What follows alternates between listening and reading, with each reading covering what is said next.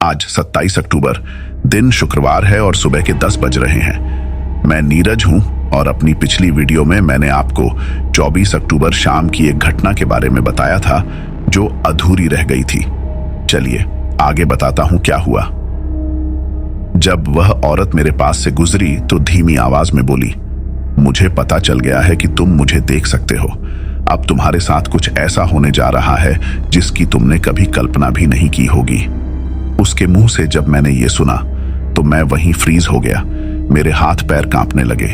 मैंने डरते हुए पीछे मुड़कर उसकी तरफ देखा तो क्या देखता हूं कि वो औरत एकदम से गायब हो गई। मुझे मुश्किल से 5 सेकंड लगे होंगे जब वो मेरे पास से गुजरी थी। देखते ही देखते वो आंखों से ओझल हो गई। मैंने ऐसे खौफनाक सीन फिल्मों में देखे थे, पर आज हकीकत में जब मेरे साथ ऐसा हुआ तो मुझे यकीन नहीं आ रहा था। मैं सहमा और डरा हुआ किसी तरह अपने घर पहुंचा।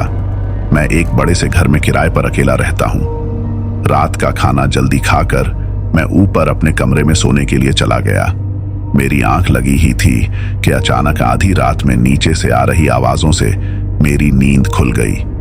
आवाजें ऐसी लग रही थीं जैसे कोई बैसाखी के सहारे चल रहा हो।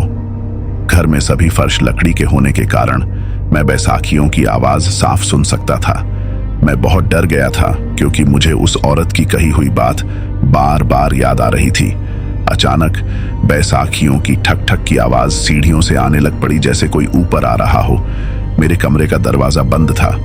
मुझ में इतनी भी हिम्मत नहीं आ रही थी कि मैं नीचे जाके देख सकूं कि क्या हो रहा है। डर के मारे मैंने कंबल से अपने आप को पूरा कवर कर लिया और सांस न लेने की कोशिश कर रहा था। अचानक से दरवाजा खुला और साथ ही साथ बंद हो गया। मुझे कमरे में कुछ महसूस हो रहा था, जैसे कोई मेरे बिस्तर के पास से होकर अंदर की ओर टकराया हो। फिर वहां एक भयानक सन्नाटा छा गया।